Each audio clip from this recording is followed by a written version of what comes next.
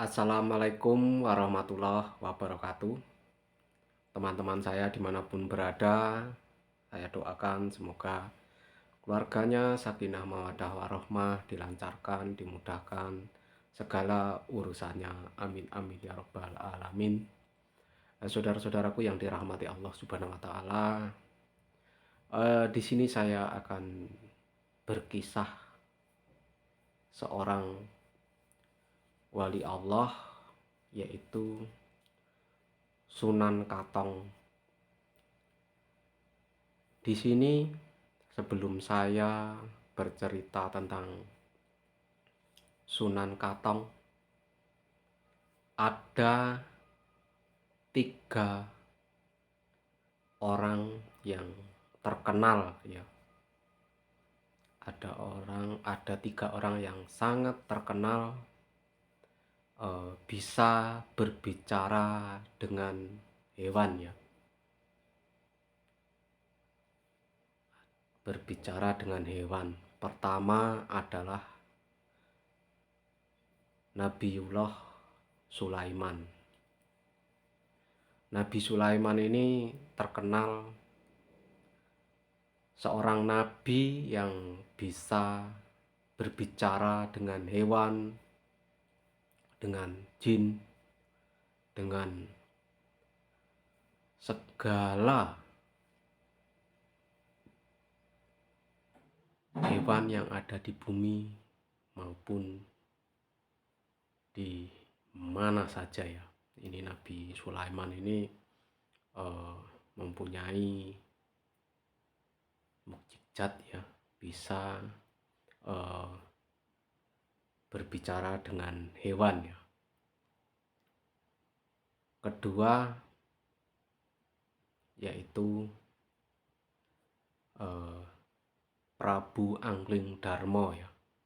Walaupun dia tidak beragama Islam, tapi Prabu Anglingdarma ini bisa berbicara dengan hewan dan mengerti bahasa hewan.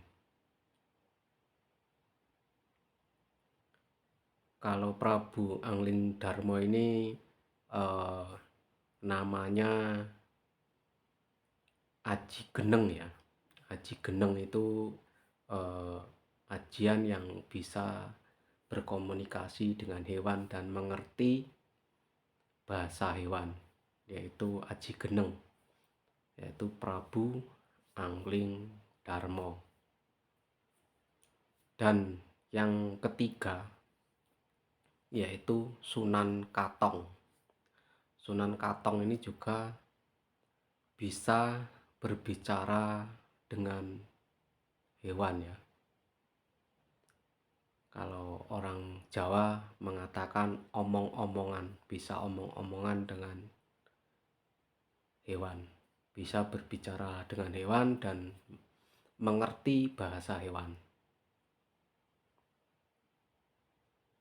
Saudara-saudaraku yang dirahmati Allah Subhanahu wa taala, kalau Sunan Katong ini mempunyai aji geneng ya, aji geneng,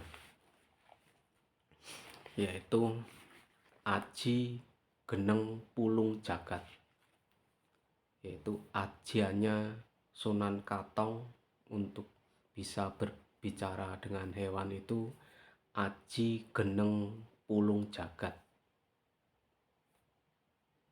Aji geneng pulung jagat ini sangat mumpuni ya, sangat mumpuni di bidang segala hal, seperti pengasihan, pengabaran, penyembuhan, penguatan, dan berbicara dengan hewan. Itu karomahnya Sunan Katong ya. Sunan Katong ini bisa berbicara dengan hewan.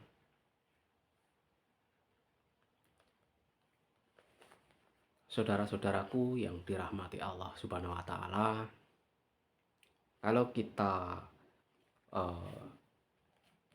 melihat, mendengar cerita-cerita para wali Allah ya, memang beliau-beliau diberikan kelebihan-kelebihan yang sangat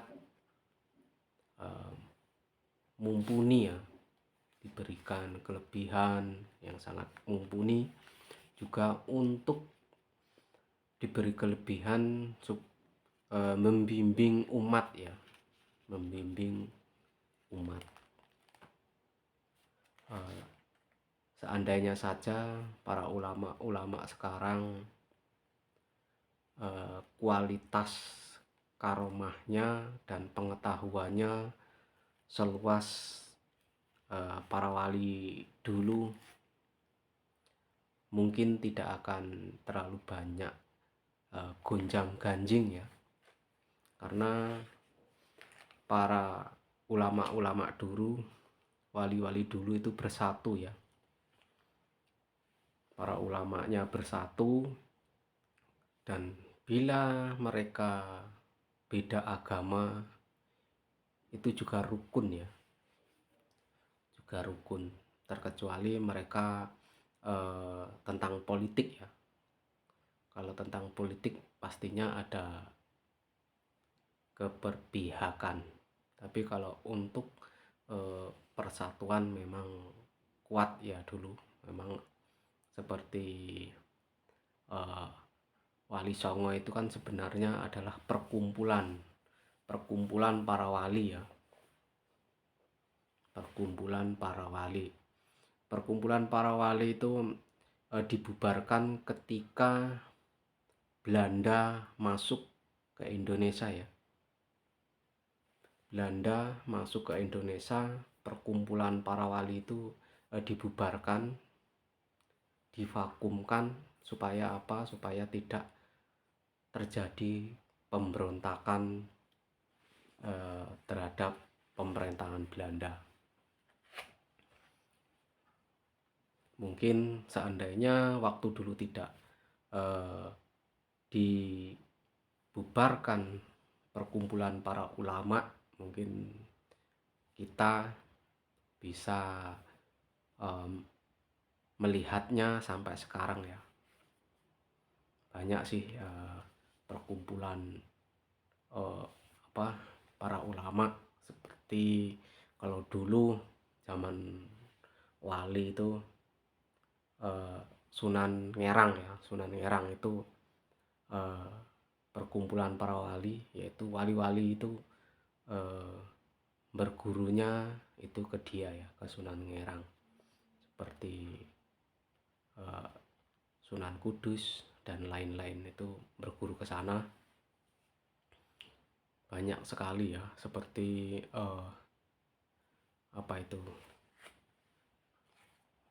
padepokan ya. Kalau dulu kan padepokan, zaman para wali itu padepokan ya. Kalau sekarang namanya pesantren ya, pesantren kalau sekarang. Kalau dulu kan padepokan. Kita kembali lagi ke Sunan Katong ini.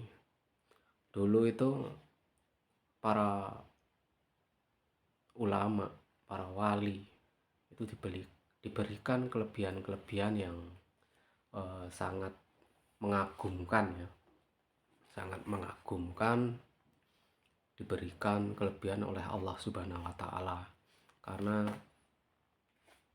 mereka begitu taatnya kepada Allah Subhanahu wa Ta'ala. Yaitu kalau mbah saya mengatakan setio ya, setio marang Gusti, setia marang Gusti. Jadi hatinya itu sangat setia ya, sangat setia kepada Gusti Allah ya. Kalau mbah saya berkata begitu setianya hati mereka kepada Allah Subhanahu wa Ta'ala. Jadi hati mereka tidak melenceng ya, yaitu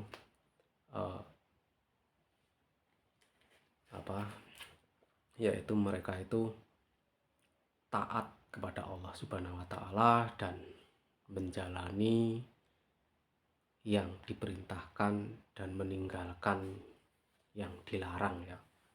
Itulah hakikat setia marang Gusti, setia hatinya kepada Gusti Allah Subhanahu wa taala. Itu apa yang diucapkan mbah saya ya, Mbah Purwanto dulu bilang begitu. Mbah saya itu memang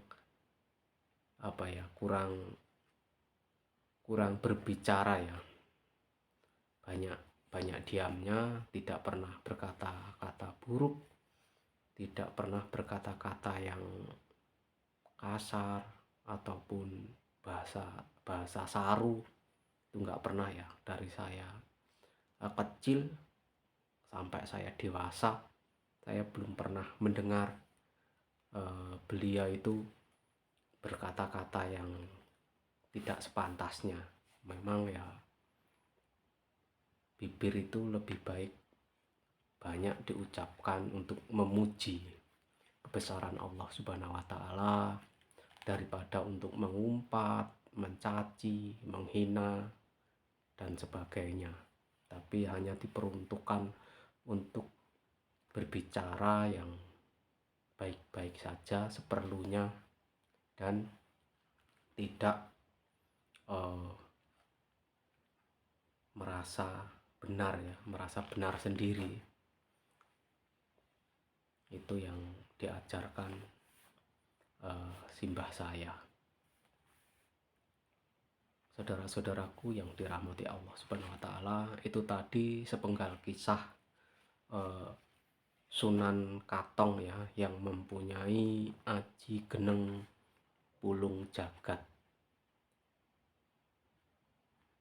Kalau orang-orang zaman sekarang ya cuma ada 1-2 orang mungkin yang mempunyai ajian ini,